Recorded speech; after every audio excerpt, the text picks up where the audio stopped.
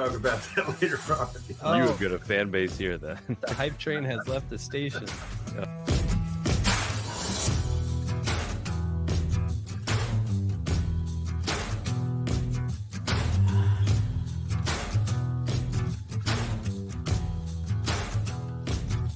How old did you say this was?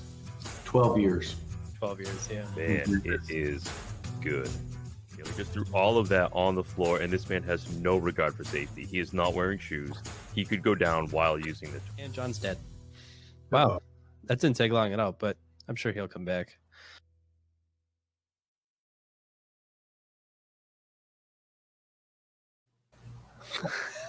Oh man, I love that. Yeah, we've got a new intro since the last time you're on. Welcome everybody. It is Tuesday. It is time for Weekly Whiskey. Thanks for joining us. If you're here, it means you found the new channel since we've moved everything under one roof. We are joined tonight by Gregg Snyder of Chicken Cock Whiskey. They had a new mega special release that came out. And John and I were lucky to grab one. In the meantime, let's see. We have a little bit of our bourbon news. We'll crush through super quick. If you're on the list for Knob Creek, Russell's Reserve, or Smooth Ambler, all three of those sets of barrels are moving. The Knob Creek will land at the distributor. I think it's early next week. The Russell's Reserve bottles have landed. They have been prepared.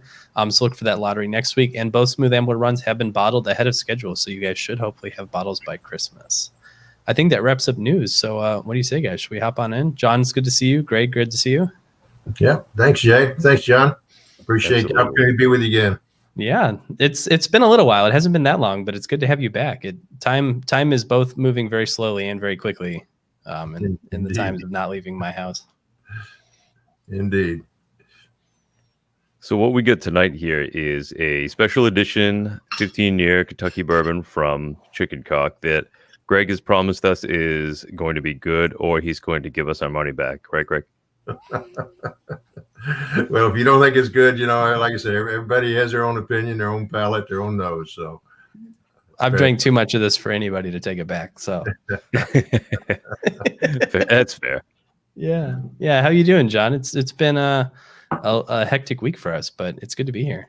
Yeah, things are a little bit crazy, but we're kind of cranking through new content. I'm glad to see everybody coming over to join us on the new channel here. If you're still catching this on either the Bourbon Finder or on Take Reviews YouTube channels, be sure to jump over and grab this new channel here. It's just Weekly Whiskey on there. Go ahead and swing over, and everything is going to be pushing to all of the channels as always, but we're going to be directing everything to the Weekly Whiskey channel as we go forward. And we're going to have some new stuff coming out with that as well. Yeah, I think Thursday morning, the first After Hours edition will release, which I am super looking forward to. I've been editing that up. It's good to go. That's going to be a blast. Yeah, I think you guys are going to like what we got coming for you here. Cool. So let's see. So 15-year Chicken Cock Kentucky bourbon whiskey. For those of you who are familiar with limited editions, in like the 30,000 bottle range, George C. Stagg, this is bottle number 818 of 1371. Ooh. So you can see that this is actually a limited edition and not just a slightly smaller mega release. So 1,300 bottles. That's pretty small, Greg. Yeah, it is. It's one of those things, and I don't remember what all we covered the last time I was on as far as related to this particular product, but it was one of those things. As our whiskey is aging and becoming mature, that we've laid down in Bardstown, and try an effort to bridge that gap until ours becomes mature. I go out and I try to find and source good quality whiskey that we can put under the Chicken Cock name. And I liken that to a treasure hunt. It's you go out and you treasure hunt, and sometimes you find treasure, sometimes you don't. This particular hunt, I found a rare gem, and it was something pretty spectacular. Actually, this 1371 actually equates to about 10 barrels. Okay. That's what we ended up acquiring. But when I first nosed it, I couldn't believe the flavors and what I was getting. Sometimes 15-year-old can be too much on the woody side. There comes a point in time when the white oak kind of overtakes the taste profile. And a lot of that depends on the barrels, the warehouse it's aged in, where it's aged in that particular warehouse. And so there's a lot of variables that play into that. So again, typically 15-year-old can get a little bit on the woody side, but I thought this was spectacular. It had just enough of the oak lactones. but there's so many other complexity of great flavors. That's a good point. So 15 years is kind of getting up there in age. I mean, we've been seeing a lot of parcels of 15-year coming out probably the last month or so, but it's been kind of a drought before that. There's not a ton of 15-year bourbon on the market aside from, I think the next most prolific one I can think of is George T. Stagg, and that's certainly an oak bomb for sure. Yeah, I mean, unless you're looking at like a store pick or something, it's pretty tough. I mean, I lined up a couple of other things that sit next to this tonight that are 15 years, but one of them is a Knob Creek pick. So it's not necessarily a 15-year product by standard. It just happens to be that barrel was. Then like some of the barrel bourbon that they've got some 15-year stock that they're doing. But I mean, there's really not a whole lot of things that you could go out there that's not going to be a limited edition per se. That's going to come into that 15-year mark because I mean, a lot of times it is really coming up on that tipping point of being too astringent or too tannic, and just kind of misses the mark for a lot of people. So. Yeah, absolutely, John. These particular barrels, when you look at a traditional brick style warehouse in Kentucky, most of them are 6, 7 floors high, and there's 3 tiers per floor. And basically what happens is the ethanol vapors are heavier than air. And so as the ethanol evaporates out of the barrel into the air, they settle down along the bottom floors. And so typically it's a lot cooler on the bottom floors of those brick warehouses. When you walk in that warehouse in the summertime and it's 90 degrees plus outside, it's like somebody flipped air conditioning on. It's cooler down inside on the lower floors of those warehouses. But if you climb up the stairs and you go to the top of that warehouse, it's going to be a heck of a lot hotter in that warehouse up the top floors than it is outside. And so these barrels were actually aging in the lower levels of the warehouse. Okay. And so by being in the lower levels warehouse, they age slower. Okay. Basically the barrels that are in the top of the warehouse, the water molecule is smaller than the ethanol molecule. And so as the ethanol vapors settle down to the lower floors, there's less humidity up top. And so it's a lot hotter, a lot less humidity. And so the water molecules will find their way out of the barrel. These barrels were entered at 120 proof. Now, if these barrels were sitting up on the upper floors, they'd probably come out, 130 or 128, 130 proof, because that ethanol or the water vapor will find its way out before the alcohol, the ethanol vapor. And so the proof actually increases. On the lower floors, conversely, with all that humidity, it's kind of like equilibrium. You get all that humidity with the ethanol vapors, so the water molecule doesn't want to leave the barrel, and the ethanol vapors will leave the barrel first, and so that actually lowers the proof. This is barrel proof. It's at 114. And when I selected this whiskey and we tried it and we're determining, what should we bottle it at, what proof, I had a little bit of a good discussion with the management of the company and convinced them that the best way to offer it to the consumer is at barrel proof. Right. Yeah, you're going to get fewer bottles, fewer cases, but I'm telling you what, by not diluting this particular bourbon, I think it served it justice. I think that was a good choice. John and I are both drinking it here, and for 57, I mean, it does have a nice richness to it that you'd find in higher proof stuff. And it was a good point you were making about, how the proof can change based on where in the rick house, because I get a lot of questions. People ask like, why does the proof go up in Kentucky usually? And like in Scotland, like Scotland, like Scottish malts, why does the proof go down? It's a simple weather thing. So it's interesting to know, that the proof actually decreased on this from entry proof. You said it went in at 120. The rick warehouses, it'll be lower than the entry proof.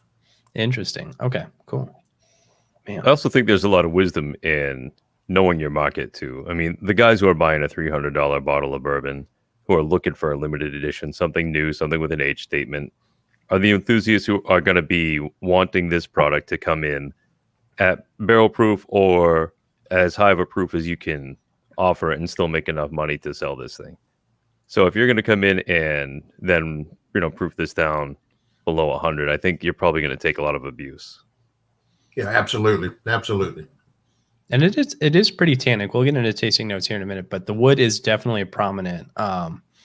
And like you said, if this was aging 15 years at the the top of the rick house, I don't know that there would have been anything left. But yeah, watered down, I think the oak would have definitely been prominent. For those that are just joining us, this is the 15-year. You can see it's rocking this cool retro bottle. This is like the other chicken cock entries, kind of an homage to their past roots in the Prohibition era. But yeah, I've tough to through the cap. It comes with a nice cap too. Is this like a standard shot size? It's what they call it. It's a throwback. Years ago, actually, when I started in the industry in '78, the old pint bottles always had the jigger cap. And of course, chicken cock, the replicas of the bottles that we made, those were pint bottles pre-prohibition as well. And we just replicated those in the 750 size. But that's called a jigger cap. And you can use it as a shot glass for sure. Yeah. Good to know. I have there's a couple other bottlings, but very few have the jigger cap. I think tin cup, I think. Yeah, tin cup has that. Yeah. Yeah. But yeah, so I've got some poured here. I've been looking forward to getting into it. We've been looking at this bottle for a while, so we were happy that you were free in December, no less. It seems like everybody's calendar is blown up in December, but absolutely. I've been letting this guy rest. So you said you picked 10 barrels. So were you going out looking for older bourbon? Did you kind of stumble on 10 barrels? What happy accident? I wasn't particularly looking for 15-year-old. It just happened to be something that was available. And I said, well, let's try it. And so that's how we kind of lucked into it. But as I said, this was one of those rare treasure hunts, and I think we really found a gem. So I'm kind of curious what you guys are picking up on the nose. And if you look at the legs to begin with, I mean, you can see it's got some age, and it's really clinging to that glass. Yeah, it sticks out there good.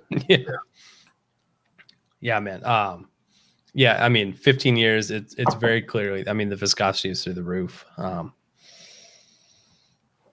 This is nice. So John and I have been kind of poking each other. We've been trying to figure out where this could have possibly come from. I mean, we know it's undisclosed, but on the nose, it's really interesting. I like. So the oak is there first off. Like this is there's a good pile of oak. It's not Botanic, but not overpowering, but yeah, I mean, there's a good pile of oak right there. There's a good fruit behind it too. Yeah. When I first smelled it, and even today, I mean, when you pour it in a Glencairn or whatever and let it open up a little bit, I mean, right off the bat, I get dark chocolate covered cherries. I mean, I get that bitter sweetness of the chocolate and the fruitiness of the cherries, but then there's a lot of complexity. I pick up, it smells like my old baseball glove. I get that leather smell a little bit. Yep.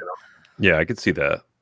Yeah, the things that this really reminds me. I grew up on the West Coast. There's See's Candy is like a company. It's just a chocolate company, but they make chocolate covered cherries, which is immediately what kind of jumped out to me. And then like an old tobacco, some of the not quite a dusty bourbon note, but like I've had some old Fitzgeralds and stuff that like had a nice like kind of a raisin tobacco note, and this has quite a bit of that. Yeah, man. Yeah, I'm really getting that leather on it, and I don't know if the fruit hit me quite as cherry at first, but it was definitely just like right behind that oak was some nice dark red fruit in there, and I guess. Yep. Oh yeah, man. It's not really chocolate for me on the nose. Okay. But there is that rich, darker. There's a little bit of like maybe just the oak char itself that's kind of hanging out there. It is definitely oaky, which I think is probably right up your alley. Yeah, it is. It's definitely right in my wheelhouse. Of the two of us, John definitely likes the oak. I think probably a little bit more than I do typically. So a little bit sometimes more I'm like, someone should. Yeah.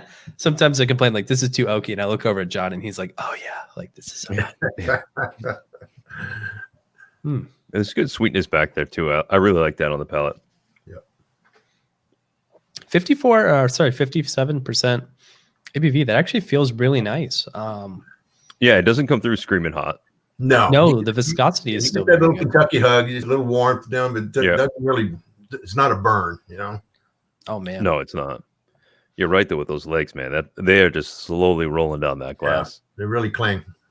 That's substantial. It's interesting too because it's dark, but everyone as it gets older, it gets way darker. I was surprised that it didn't seem as dark as it was, but then immediately smelling it, I was like, oh, there's the oak anyways. Like this is it's pretty powerful overall. Greg, one of the guys in the chat here wanted to know if the $300 price point was based on the cost of just sourcing the barrels alone, or the current market, or was there something else involved in the decision making on the price point? Yeah, the sourcing is probably the key element in determining price point. I'm hoping and praying once our whiskey becomes of age, we'll be able to kind of lower the price point a little bit. But when you're sourcing, as I've always said, it's number one, it's difficult to find good quality aged whiskey. And then when you do find it, man, it's so expensive that, it just drives the price point up there. And of course, this is limited. I mean, we're a small company and we have investors that invest in the company. And so we have limited funds. And if we could have bought 20 or 50 barrels, I would have tried to, but unfortunately we didn't have the funds. So. Right. I think that makes sense too. Like there's not a lot of 15-year-old bourbon hanging out, let alone that someone's trying to sell or broker. Are you guys disclosing the mash bill on that, Greg? Oh no. Oh, we lost him. Oh shoot. Well, we'll give him a second. That's his very polite way of saying, no, we're not going to tell you the mash bill. Oh, he's back. No, he's Excellent. back. He's back. You cut out there just before you're about to tell us all the secrets. Okay, so it's 78.5% corn, 13% rye, and 8.5% malted barley. Oh, okay. Okay. So that should be familiar to folks seeing a lot of the other 15-year stuff hitting the market right about now. Yeah, I mean, it's comparable. I mean, if you do enough research, you can probably sort it out. But yeah, certainly, that's a unique thing. And as we've probably discussed before, you can take the same whiskey from the same barrels, came from the same cooperage, and it sat in the warehouse side by side for the same length of time, and the flavors can be totally different. And so, oh no, I think we've lost them again. And applying it to their products, a lot depends on what you do with it. And I think again, bottling it at barrel proof really does it justice. Other people, again, an attempt to get more cases and more bottles out of the barrels that they source, they may offer it at a different proof or different, or blend it with something, who knows? But again, for this particular one, I thought it was one of those unique, special limited releases that we need to throw out there. Yeah, I think that was wise. I was drinking the old Overholt 57% rye earlier today, and I was amazed at how much hotter. I mean, obviously there's like 11 years of difference there, but the mellowing here is pretty significant. This, if I was drinking this blind, I would have probably put this at 48, 49%. Like it's very rich, without too much ethanol bite for especially how old it is. Yeah, especially on the nose too. I get like very, very little punch on the nose there. It carries a lot of flavor right through onto that finish too. The finish is noticeable too. Like the finish has less oak than I think I expected. Like the nose is where the oak really seems to kind of punch me, and I'm like, ooh, this is an oaky boy. But finishing up nicely, the cherry becomes really prominent to me. The cherry, it's almost like a cherry and a honey. Honey notes, yeah. Yep, I grabbed that honey for sure. A little bit of that light tobacco too. Yeah, very tobacco-y. It does remind me a lot of some of those bigger, older. Some people have asked me, they were like, well, you compare this to George C. Stagg because it's 15-year barrel proof, but this reminds me more of like a William LaRue Weller, like with that cherry note, nice vanilla. So the complexity is, I'm very happy with this. This is nice. Yeah, that's one of the things I've found unique, as it sits on the palate, all of a sudden pop, I get another flavor. Yeah. Like clear blue, and it's pretty interesting. It has a great complexity of flavors. Absolutely. Yeah, it does. There's a lot going on in there. It's really nice. Man, that's good stuff. So, so this is a limited edition, obviously. Do you guys have more limited stuff kind of in your mind's eye? Or are you holding off until the new year? I have to imagine you're kind of always, like you mentioned, you've been traveling all over. So, have you come across any maybe future fun stuff? No, we're kind of doing a little brainstorming right now. Got a few things that on the chalkboard that we're thinking about doing as far as limited editions. We may come back with another round of our Righteous Blonde, Righteous Blonde. I don't know if you guys got to taste that or not. No, I haven't tried that yet. I've seen the bottle, but I haven't tried it. Yeah, it's interesting. It's got it definitely has the malted barley notes to it. but it's got a neat complexity of flavors and then really a nice sweet finish that I like it as an after dinner drink. Neat. I think it's got a great complexity of flavors as well. And what's the story behind Righteous Blonde again? That's so yeah. What it is, Jay? It was actually our second collaboration we did with a company called Goodwood Brewing Company out of Louisville, Kentucky. Okay. And on the Righteous Blonde, I gave them 6 barrels, empty barrels. Once we dumped the barrels to make our Chicken Cock Kentucky Straight Bourbon, and they put a blonde ale, their blonde ale, in those barrels and aged it about 8 weeks.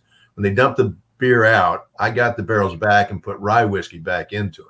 Okay. And I would check it every few weeks to see how it was progressing, but a little over 5 months, I felt it had pretty much saturated all the flavor it was going to get out of the finish of the blonde ale. And so the Righteous Blonde, righteous is spelled RYE. Okay. US, kind of a play on words there. Yeah. Sure. Blonde, of course, comes from the blonde ale that was in the barrel. So, but it's pretty unique. Cool. Oh, okay. So I've seen another round of that. But again, we've got a few things we're looking at, and hopefully, again, we've got time till, well, our first bourbon that we laid down was in August of 2018. So it's going to be at least 2022, late 2022 before we bottle anything from our lay down. Okay.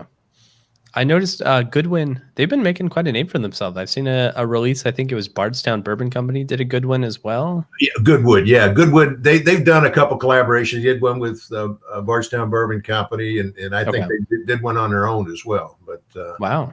But they've got some great beers. I have Ted Mitzloff, who owns that company, is a great guy and become a good friend, and I enjoy working with them. They're good people.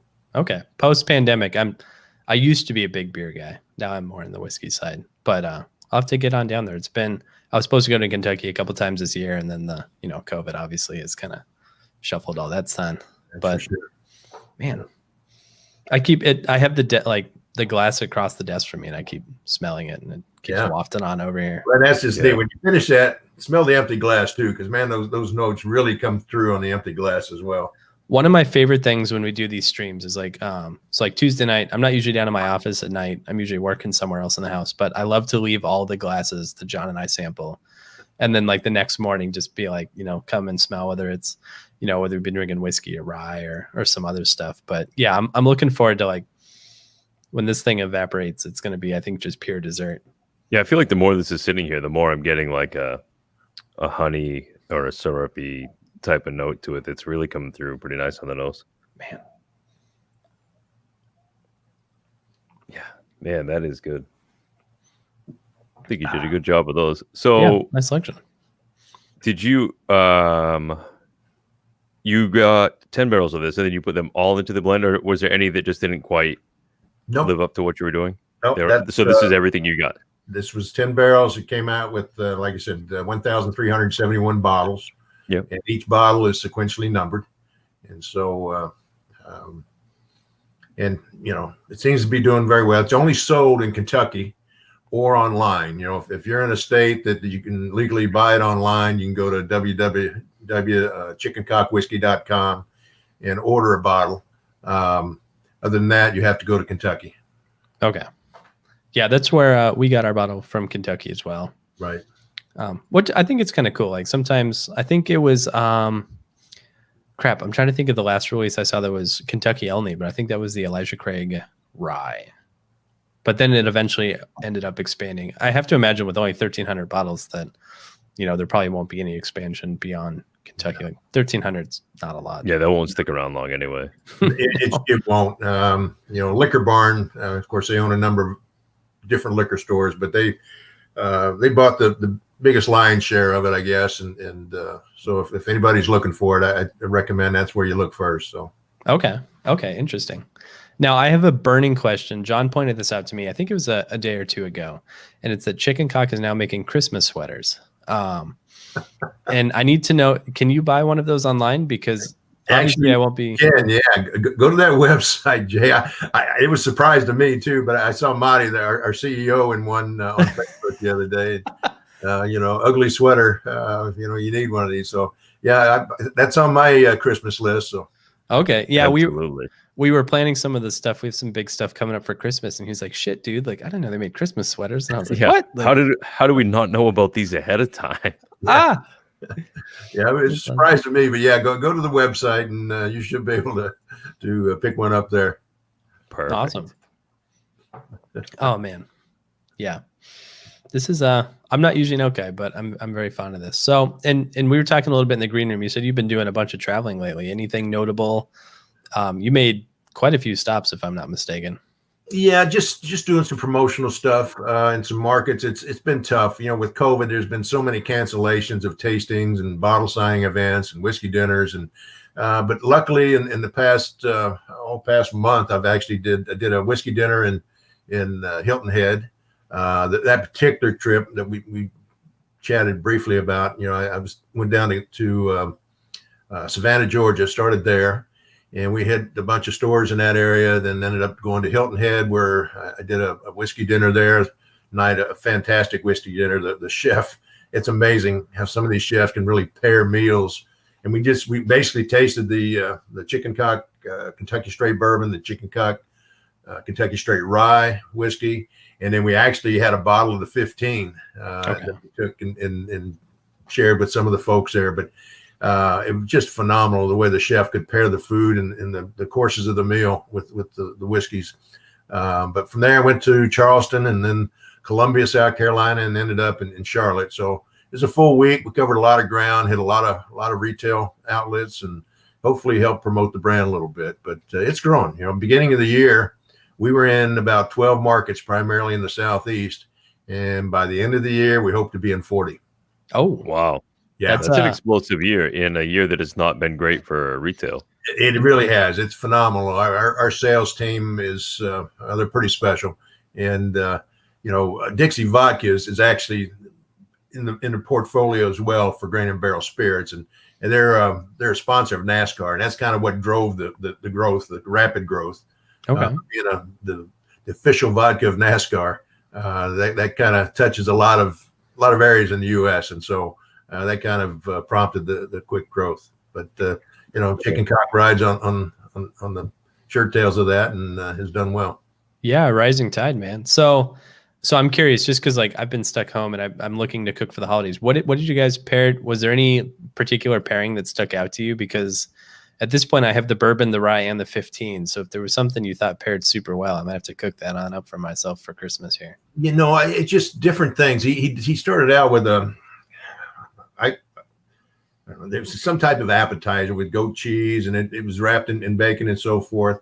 And they had a cocktail that they did with that. But then one of the courses was like a curried chicken, and usually curried food can be spicy, really hot. But this wasn't. This was just enough that it really paired well with the rye whiskey. Cool. He had a braised pork dish as well that really I thought paired well with some of the caramel vanilla notes of the bourbon. I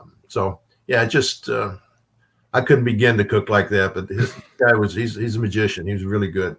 Oh man, that's cool. That's great. Braised pork. Okay, that sounded good. I might have to give that a go. Yeah, we just actually did a whiskey dinner here, whiskey and cigar dinner actually here locally at Covered Bridge Golf Club. Fuzzy Zeller. I don't know if you guys are familiar with Fuzzy Zeller. Fuzzy's a hometown boy here. He was about 4 years ahead of me in high school, but his signature golf course in Sellersburg, Indiana. We did a whiskey tasting and dinner there as well in November, and it turned out extremely well. Had a great turnout. Oh, awesome. That's great. So you said it's Dixie Vodka?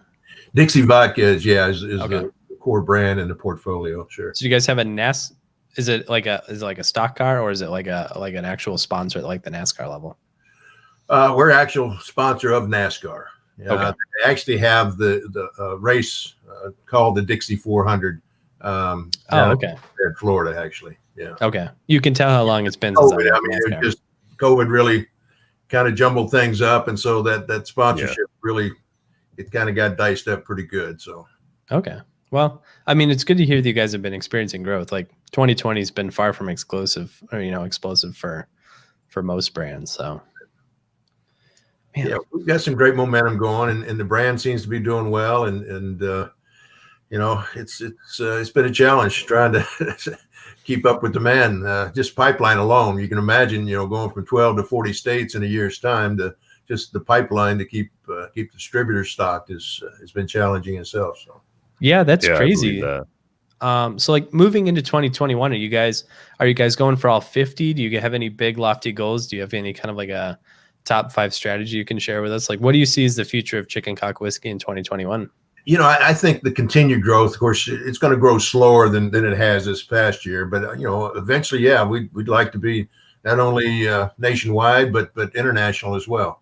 I hadn't considered the international component, but I guess I mean, whiskey's exploding everywhere. You guys looking for like Europe or Southeast Asia, or just kind of seeing where it lands? Yeah, we just see where it goes first and what opportunities present itself. I mean, there are definitely some countries that are hotspots for whiskeys and American whiskeys and bourbon in particular. So interesting. Yeah, I know a number of people in the UK that always ask me like, when is the US going to start shipping? They're like, I have so much blends. Can I have anything else? And I'm like, if only the people in America could hear you now. Yeah, seriously. A lot of folks love to trade hands there. That's cool though. It's good to see you guys spread out a little bit more, especially coming north. Yeah, like I mentioned, I saw it in Wisconsin. So I mean, John's a little more north. It's on the way. So it's on the way. It'll get there. Cool beans. Well, we'll go ahead and start to wrap up on here. But yeah, so I'm impressed. This is the 15-year expression, 57% ABV, which I think the ABV feels well placed. Like some nights there are barrel proof bourbons I like, but they're kind of punishing. Like you got to kind of like sit down and work through it. But 15-year, 57%, really nice and oaky for you fans of oak, but not bitter or overly tannic in my opinion. I don't know if you agree, John. No, I don't think this is tannic. I think it's complex. It's sweet. There's a lot going on in the background with it too. It's not like I wouldn't call it an oak bomb or anything. I mean, there's obviously plenty of oak to it, but it's not coming through in a super astringent way. It's, for me, a ton of sweet layers of fruit and a little bit of like the older like warehousey notes in there. Get yourself a little bit of tobacco and maybe some leather in there too, depending on. It seems like as I let it sit more and rest, it's getting a little bit softer, a little sweeter. Yeah, definitely. And I think overall it's a really solid pour. Before we close out, I'll ask a sacrilegious question just because I think it's fun to do stuff like this. If you were going to put this in a cocktail, like just one cocktail, what do you have a 15-year Kentucky bourbon cocktail? Any insight? Wow. Besides, don't do it. I'm not a big cocktail guy, Jay. As you know, I'm either a neat or on the rocks type of guy. But I think with the fruit, the cherry flavors and the chocolate flavors and notes I get out of it, I think it paired nice in a nice Manhattan. Okay, neat. Well, if I get bored and into shenanigans, I will try a 15-year chicken cock Manhattan, and I'll let you know how it goes. I think if I get that crazy, I might put an ice cube in it and see what happens and call it good. That'll be my cocktail. There you go. There you go. I don't know. It's kind of fun to experiment, but yeah, I mean, neat. I thought this was very good. So nice selection. Totally. Greg, thank you for coming on, man. I really appreciate you coming in and sharing this with us and talking about it. Yeah, my pleasure, guys. Always a pleasure. And again, you get down this way towards Kentucky, let me know you're coming and we'll connect and we'll try a few. Yeah, that sounds great. I mean, 2021, I already have a couple barrel picks lined up, so I'll definitely be down in Kentucky and maybe I can wrangle John away and we'll have old that's in our near future anyway as well is the barrel picks. We've got so many people asking to do barrel picks and so that was recently discussed at one of the management meetings, planning meetings, and we just got to figure out the logistics and the timing. So okay, I think that's super cool. Well, folks, yes. So you guys, you're now in 40 states. Like you're in Wisconsin now. So if there's any, I was just up in South Dakota doing some pheasant hunting, and it's up there now as well. I understand. So. Oh, cool. Yep. Great. Well, thanks so much for coming on, Greg. We'll go ahead and wrap up. John, you have anything before we close out for the night? Nope. Just want to say thank you guys. This has been great. Always love having Greg back on here. Hopefully we could do a selection there sometime and talk about that and maybe expand on a little bit more content in that way. Yeah, definitely. Our bourbon, if you're not familiar, the bourbon subreddit on reddit.com is Thirsty for Barrel Picks. It's been kind of fun. We've expanded like crazy. We've done some fun stuff. We've done some weird stuff. We've done some super solid stuff. So it's always an experiment. But thanks so much for coming out again, Greg. This was the 15-year Chicken Cock Kentucky Straight Bourbon Whiskey at 57%. If you guys are interested, you can pick it up online, especially if you're in Kentucky. I'm told that's the place to be.